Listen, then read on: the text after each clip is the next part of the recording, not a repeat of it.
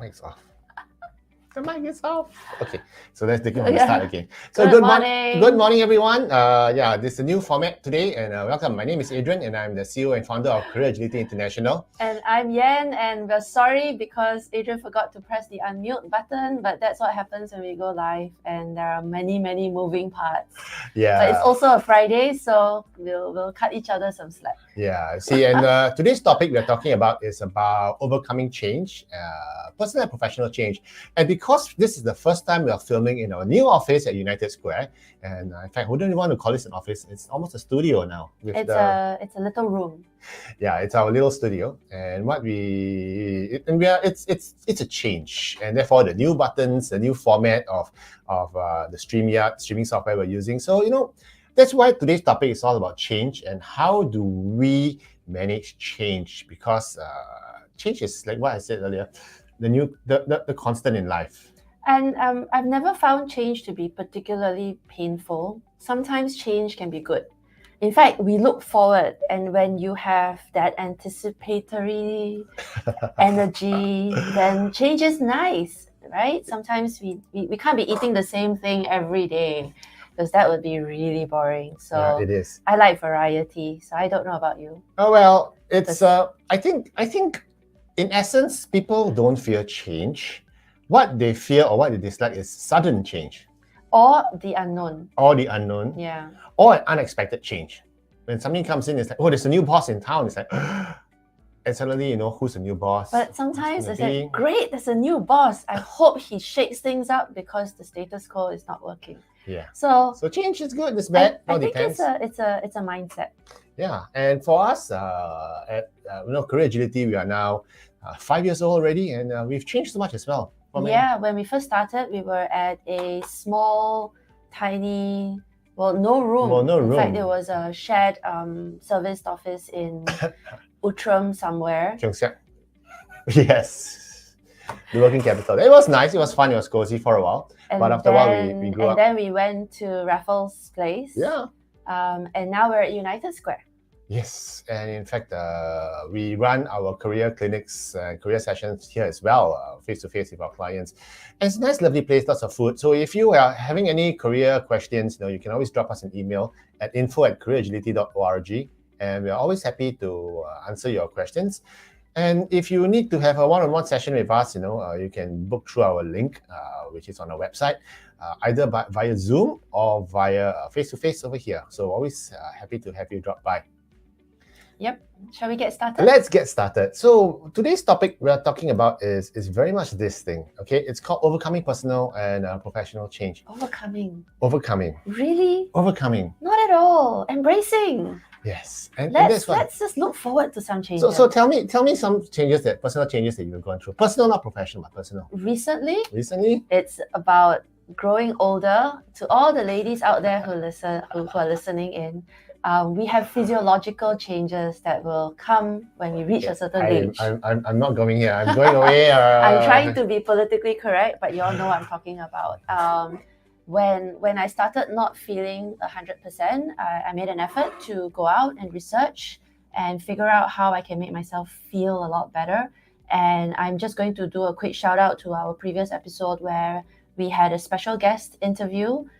She's Pooja, and she's a wonderful nutritionist who has made a big, massive change in the way I look at my health, and I am so grateful for her insights. Even coaches have coaches. We do. Yeah, even the best soccer players or the best golf players will need a coach. Yeah. Someone to kind of look out for your blind spots. Mm-hmm. So that's my personal story. What about you, Adrian? Me, I think the change in format for me, personal, this is more both personal and professional, is when I decided to go out away from a corporate job and move into career agility when I first started. A lot of uncertainty, but a lot of risk, a lot of fear of the unknown, but it was scary at first, but if you take it one step at a time, baby steps. And an interesting saying, which my daughter at the time, Mia, told me, she said, when she was young, she said, "No, Daddy, how do you eat an elephant?" Yeah, one bite at a time. One bite at a time, right? Yeah, baby steps. Baby steps. So that's why it's all, we all have to go through it. Yeah. And right now I'm also going through a personal change. No, I'm not having a menopause or anything. Hey, I never said that word. Seriously? No, but the change for me is that my son's now in army, and next year he's going off to university, and then it's going to be a quiet time at home without him. And my daughter's also growing bigger. It's gonna. I'm not looking forward to the change, but also looking forward to the change. And now that you reminded me, yes, because I started empty nesting already. Oh yeah, because way before my me. daughter Yes. is now she now stays at the hall in the university, and I miss her. But I have two more, so they're so busy, so they have very long days, and I do remember complaining to you and Val and Gabby about empty nesting, but I also know that because I don't the fact that I'm not even thinking about it now means that I have breached, or I've gone through that learning curve.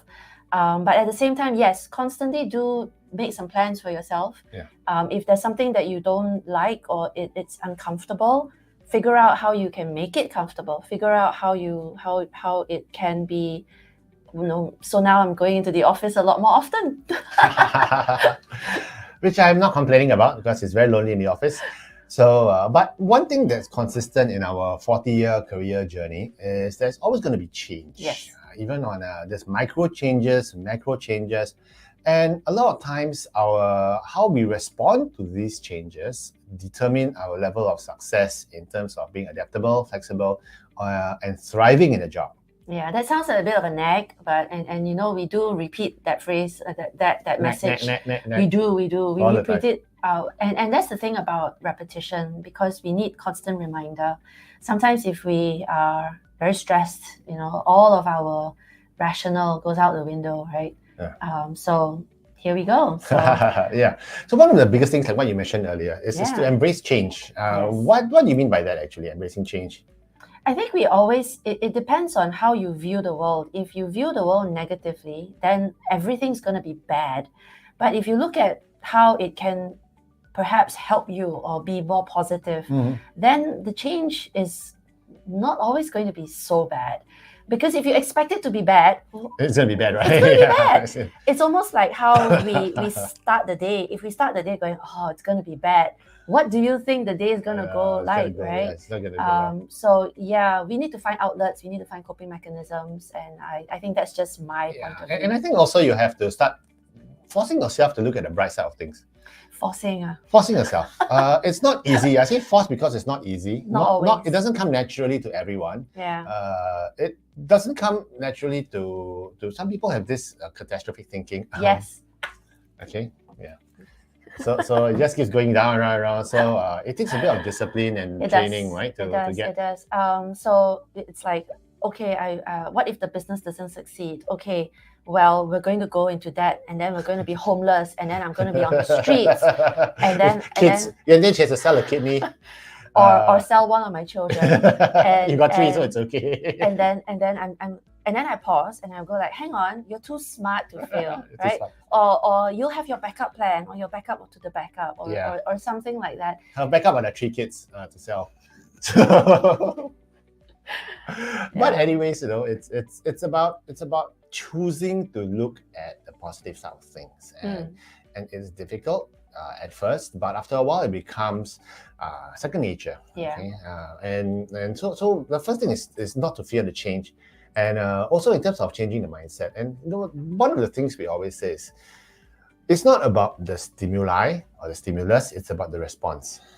Yeah, I like to focus on making decisions around something that changes. So, for example, earlier on, a few months ago when I started empty nesting, I remember saying something like, look, I have a family of 5, but how is it that I'm having dinner by myself? Oh no, that's so sad. On a weeknight, because everyone else is busy. And so my own thought process was, okay, so what am I going to do about this extra free time? Or make some decisions. And so, yes, as stated on that slide, it's not just the mindset, but it's also an action-oriented thought process. Yeah. That's true. And And when we say focus on emotional response, it's about, sometimes it's about, as much as we say you can choose your emotional response, sometimes you can't. You can't. You can't. No, you have to process your emotions, and then you can rationalize some decisions. And then you control your actions. Correct. So sometimes you can't. Like when a client pisses you off, right? You can't say don't be angry, right? You can't don't. Yeah, because you can be upset, but how you choose to respond, whether you want to pour the cup of water on top of her or to be mature or grow up, walk away. Yeah, walk away. Or if your boss knows it's unreasonable, do you want to shout back at the boss? I have a great phrase. Uh-huh. You look upset. I'm going to give you some space. Oh, that's dangerous. Okay, it's dangerous. It's almost as dangerous as. All right. Calm down. Okay, calm down. Don't be angry. The point is, look. Let's get, okay. Fine. Let's rephrase. Let's give this some space, and we'll reconvene later. Yeah, but it's a snarky little comment. You can tell who has the master's degree in communications here. Okay, I don't. So I'll just run for the hills and go. Oops. Okay. Sorry, my mom's calling. I can't. But we can choose the action and the response to the emotional. Yes. So I think that's very important as far as embracing and managing the change. Yeah, and making decisions. Sometimes I don't know about all of us have different personalities and a different outlook. Like you're very extroverted, but I'm always thinking and making decisions, and I'm always planning ahead, which is why I'm comfortable reacting to change by making decisions about that change, making decisions about what I can do to manage things better or to navigate the situation. What she's trying to say is that in the 5 years she's been working with me, she has had to be adaptable because I change my mind very often. He does. And last minute change, sudden change. Yes. And it's very last minute. You're like, Adrian, do you have the thing? What are we doing today? Gee, now where did I put my computer? So but it's all about growing up as well. If you are able to adapt to change well, you grow faster and you get better. So I always believe that if you have a growth mindset, you would be able to embrace change and manage to change better. And one of the things that I really find is sometimes we're a bit hard on ourselves. We are not sometimes hard on ourselves. I don't know about you, but when I speak to our clients, our clients are really hard on themselves.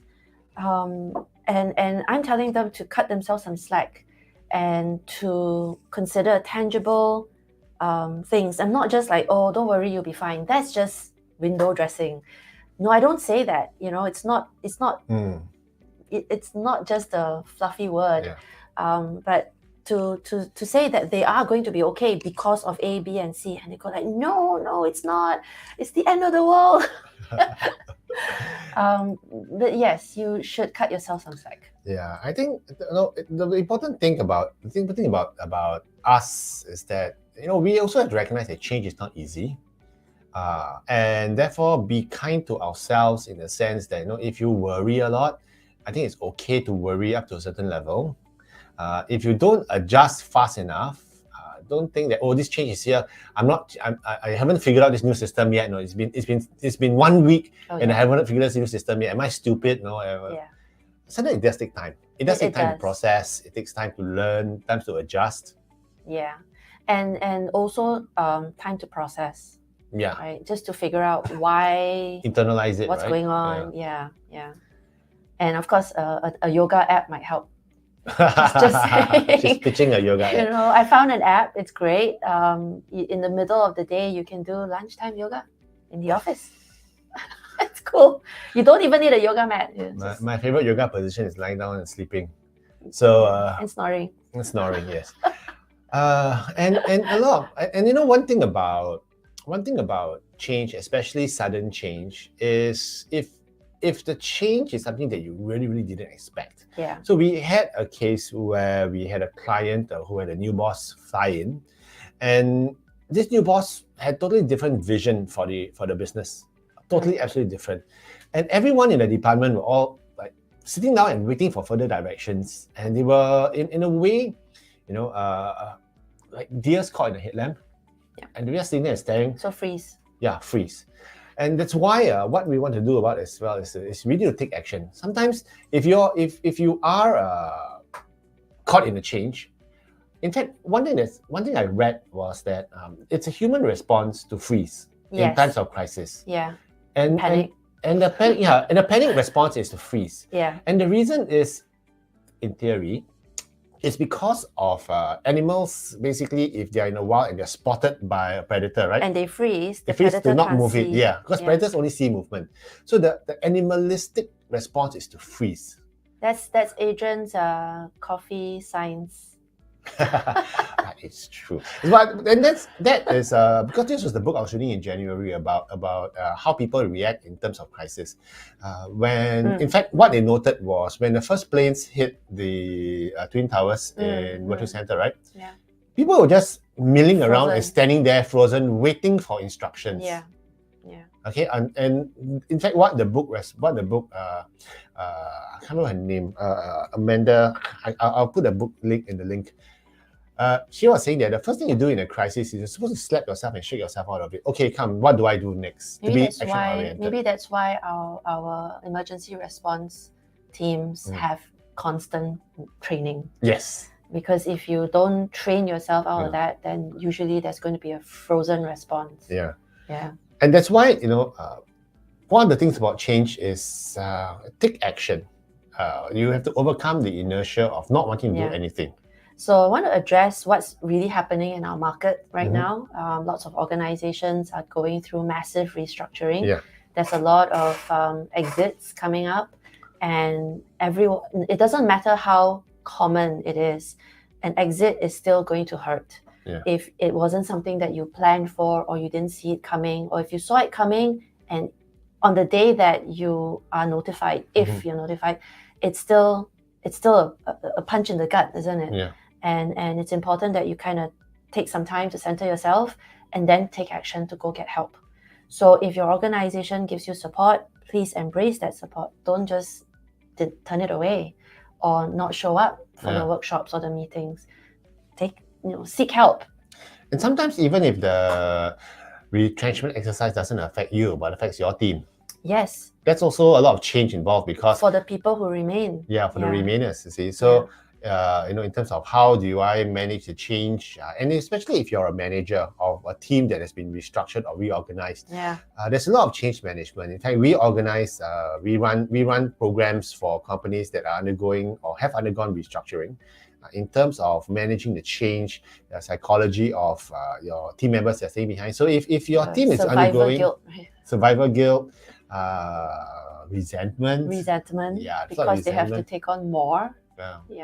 So if you're a business leader and if your team is going through reorganizations like this, do reach out to us because we do have solutions and advice to share with regards to how you can make your team even more efficient. Because the longer it takes for your team to recover, the longer your customers are gonna feel the pain of you not focused. And your productivity is going to dip. Yeah, and then and you don't want a prolonged dip in productivity because then the next exercise might be more people might be in more your painful. team. So take action. But one of the things that I always like to say is baby steps, like this cute little baby over here in our photograph over here, right? Once again, how do you eat an elephant? Is step by step, piece by piece, bite by bite. And you don't need to make huge drastic changes. We need a big freezer because the meat will spoil if we take one bite at a time to eat the whole elephant. No, don't have to. You just got to bite and then you walk off. Anyway, but the thing about baby steps is like it took us a bit of change management to get into this new office here as well. I think this office move is quite painless for me anyway. For you, because it's so easy for you. Because Adrian did all the work. Yeah, and also because coming to the office and everything, it was easy. It's so much nearer. Yeah, I so love much it. nearer. It's nearer for me. The parking is more convenient. I'm getting the hang of it also because now he didn't like this place in the beginning. Yeah, I'm getting the hang But of it. you know what? Adrian still does not like working on and using certain technology. He does not like using Teams. Still don't. And if you were to force me to use a Mac or an iPhone, nope, not gonna happen. I know it's lovely and everything, but for me, it's You're right. a Samsung. It took me a while to learn the MacBook methods and the language. But now that I'm bilingual in both Windows and Mac, I think I've got. You know what I hate about a Mac, and I'm gonna offend all you Mac users out there. Okay, the backspace key is not a delete key. You're gonna delete in the backspace. Seriously? Yeah, that annoys me. It's a minor adjustment. No, cannot. You need to have one separate backspace key and one separate delete key. It's such a Which minor character adjustment. do you know to adjust them? Right? So on that basis alone, no, I'm not gonna use a Mac. Yeah, and you still need to use a mouse. Yeah, It's just mouse, squeak, same for you. I cannot use a trackball. I cannot use a trackpad also because my fingers are too fat and stubby. But the whole idea is this also. You know, if you are in a situation where you need to get to adapt to change faster, you know, get help. get help, definitely. So you can look to your mentors. You can look to others who have gone through a similar journey so that you don't have to reinvent the wheel. And I think more importantly, for psychological support, know that you're not going to be alone through this journey. And in fact, you would manage things a lot better just knowing that you have some cheerleaders on the sideline. Yeah, and also sometimes if the person has gone through the same experience as you have, Yep. why reinvent the wheel, right? I mean, Exactly. if this person has gone through it, go talk to the person. How do you adjust to this particular change? Yep. And some of the biggest changes, country moves, job changes, of course, there are all sorts of personal changes. Even going on a holiday is stressful, if you think about it. Planning for the holiday is stressful. People think it's not change, but it is Yeah. because your diet has to shift, your time, Yeah. circadian rhythm, Yeah. everything changes, and everyone thinks it's a holiday. So why can't you embrace a work type change the way you embrace a holiday change? Holiday change is a happy change, so it's not so stressful yet. Work changes can be happy. But moving country, you're right. Moving country, moving house, these are the stressful events. And especially if you're moving into a new role and you're not so certain how that a new role in a new industry, get help. Ask people who are already in the industry, get a mentor. And if you can't find mentors, buy a mentor, pay a mentor, pay someone who's to get it done. Because if it can reduce your dissonance, your stress level, then why Yeah. not? Just invest in More it. importantly, shorten the learning curve. And make it less painful. And that's Yeah. why a lot of clients come to us for their career advisory needs. And we, as career strategists, we come in and we help you with your career strategy to make sure that you enjoy a much better and a happier and healthier. Yeah, healthier. Yeah. So and more and also it's someone who cares. Yes. Or is at least objective, right? You want objective advice. You don't want to wallow. If you just hang around people who are gonna just doom and gloom and everything is bad and we're gonna all die. I mean, you're just going to end up absorbing all of that negativity. So hang around, you choose your friends, and also your reading diet. Your YouTube and your social media diet needs to change as well. Because what do you mean by that? If you only ever focus on certain type of news or certain types, and seriously, a quick tangent, I try not to read the news too often because it's depressing. Because depressing news sells, doesn't it? Yeah, it does. Today, I read about 2 deaths, both accidents, and I'm like, why? Because you're right. Why? That news sells. So if you are not feeling your best, maybe limit the amount of news that you want to take. Don't read news at night before you want to sleep because you cannot sleep. So change your media diet, to focus on things that are going to be positive. Yeah. Focus on items. I don't know. I like cooking videos. I like dog and cat videos. For nighttime consumption. For daytime, I like TED Talks. I like book summaries. Yeah, then. Okay, you can tell she spends a lot of time on the computer. So Too much time on social media. too much time. But I don't believe in TikTok. Yeah, TikTok is spend more time on TED Talks. I think it's a lot better than TikTok. So it's what we always say. But you're right. What you feed your mind is what grows on in your mind. What grows in your mind and what multiplies in your mind. So, What you focus on multiplies. yes. So choose what you want to focus on. And so choose the that- people around you as well. Yeah, exactly. Right? Choose the people around you. So if change is it's a constant, and if you're undergoing change now, or if you foresee a change that's coming up, and sometimes the change could be a new boss coming in, or you hear in the pipeline that your company wants to switch directions, change products, ramp it up, ramp it down. Brace yourself, prepare for it. I think preparation is very important. It's not just about, it's a quick thought, right? That's what our company espouses, agility. So if you see it coming, you can manage it better versus blindsided. Yeah. And then you have to manage the change. Anticipate the change. So if you anticipate the change, you can prepare versus react. So let me give you an interesting example. Yeah. Okay, let's share with them an interesting example. What happens if 2 emails that you send to there's a new project that's going on, okay? And various members of your team are involved, and you're supposed to be involved, but you send emails and you don't get a response from head office. When's the next meeting is going to happen? I heard this new project, high-end project being launched. That's not a good sign. Yeah. Okay. No one's responding to your email, and you are out of the loop. Yes. That's not a good sign. Yeah. So that if you see that, there's probably going to be a change that's coming up, and you're not involved. And that's going to be a bigger change for you, because then the big question is what's happening up there, right? Yeah. Or why are my colleagues so busy and they're all always having meetings, but I'm not part of that conversation. It means you're being kept out of the loop. You are out of the loop, which means not good things. Not good things. Yeah. So that's why if you come work with us, you will start learning how to watch cues like that and how to manage it. And it's not all the end of the world, It's all about engaging with the business leaders, finding out what's happening, what's going on. But if such things happen, those are signs that changes are ahead. Be prepared for those changes, and like what we said earlier. Make some decisions. Make decisions. Change your mindset. Be kind to yourself, and also take baby steps, actions to get there. Okay, and of course, get help. So with regards to when it comes to change is going to happen all the time. In fact, ChatGPT, I was playing a bit just yesterday and the day before. You love it. I love You ChatGPT. love it so much. He keeps sending screenshots to us in our company WhatsApp chat just to show all the funny outputs that ChatGPT gives him. It's amazing. Okay. And this is the baby ChatGPT. Whatever floats your boat. Yeah. Okay. I think it's going to change so much. I'm watching integrations going on now, how to integrate ChatGPT into Excel spreadsheets and then hook it up to your email so it sends out automated responses. It is amazing. Okay, and I'm so excited we're at the cusp of it.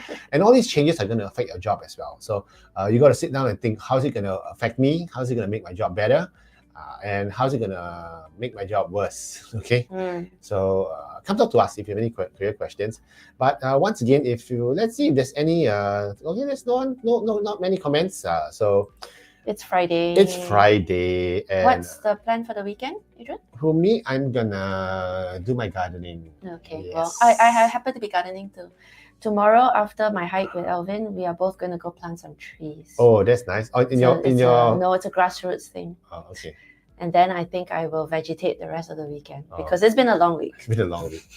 I bought like 10 sacks of compost. So a lot of new plants coming up. Yeah, a lot of I need to apply a lot of bullshit this weekend. There's a lot of manure to put in and farmer's duty. So okay, no. But anyway, it's I'm glad having you here. And once again, if you need to reach out to us, it's info@careeragility.org, or you can WhatsApp us 8838-0557. In the meantime, and have a great week ahead. Was that we wanted to talk about the career clinic that we have? Yes. So we also right now we are launching a new service which is 1 hour time slots with us.